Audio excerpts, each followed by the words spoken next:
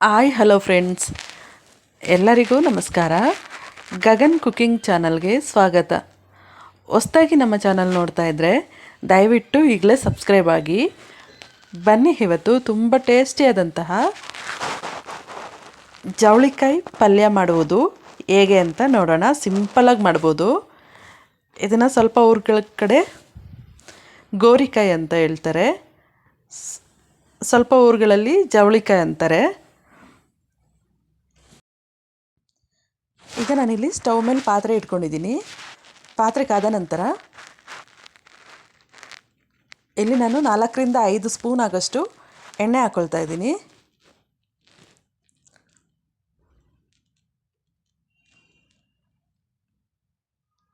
ಎಣ್ಣೆ ಕಾದ ನಂತರ ಇಲ್ಲಿ ನಾನು ಒಂದು ಅರ್ಧ ಸ್ಪೂನಷ್ಟು ಸಾಸಿವೆಯನ್ನು ಹಾಕ್ಕೊಳ್ತಾ ಇದ್ದೀನಿ.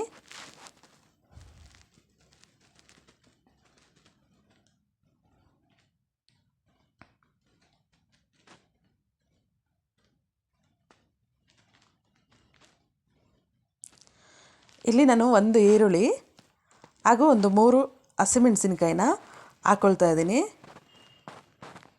ಇದು ಚೆನ್ನಾಗಿ ಫ್ರೈ ಆಗಬೇಕು, ಬ್ರೌನ್ ಕಲರ್ ಬರೋವರೆಗೂ ಫ್ರೈ ಆಗಲಿ.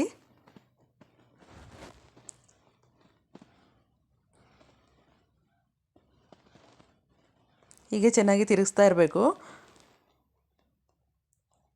ಸ್ವಲ್ಪ ಕೆಂಪಾಗಿ ಫ್ರೈ ಆಗಿದ್ಮೇಲೆ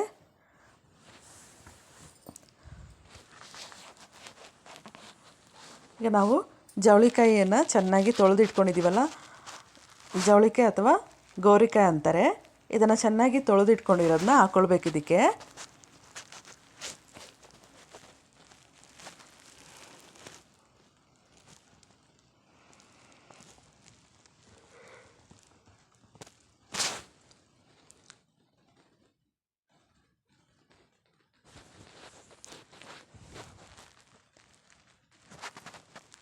ಇದು ಈಗ ಹಾಕ್ಕೊಂಡು 1 ಗ್ಲಾಸ್ ಆಗಷ್ಟು ನೀರು ಹಾಕ್ಕೊಳ್ಬೇಕು. ಹಾಗೆ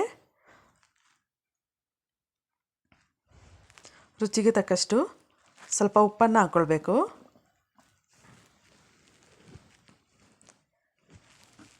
ಇಲ್ಲೊಂದು ಅರ್ಧ ಸ್ಪೂನ್ ನಾನು ಉಪ್ಪು ಹಾಕ್ಕೊಳ್ತಾ ಇದ್ದೀನಿ. ಹಾಗೆ ನಾನಿಲ್ಲಿ ದೊಡ್ಡ ಗ್ಲಾಸಿಗೆ 1 ಗ್ಲಾಸ್ ನೀರನ್ನು ಹಾಕ್ಕೊಳ್ತೀನಿ.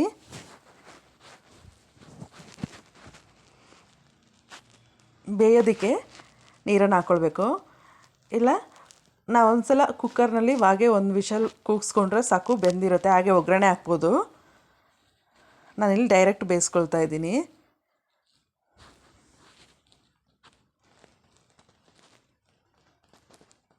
ಇದು ಇನ್ನೂ ಸ್ವಲ್ಪ ಬೇಯಬೇಕು ಚೆನ್ನಾಗಿ. ಹಾಗೆ ಕೈ ಆಡಿಸ್ಬಿಟ್ಟು ಸ್ವಲ್ಪ ಬಿಟ್ಟು ಒಂದು 2 ಸೆಕೆಂಡ್ ಬಿಟ್ಟರೆ ಸಾಕು, ಬೆಂದಿರುತ್ತೆ ಇದು.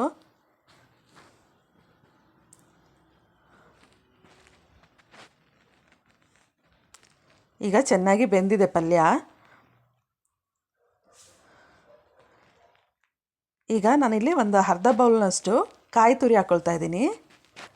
ಕಾಯಿ ತುರಿ ಸ್ವಲ್ಪ ಹೆಚ್ಚಿದ್ದಷ್ಟು ತುಂಬ ಟೇಸ್ಟ್ ಬರುತ್ತೆ.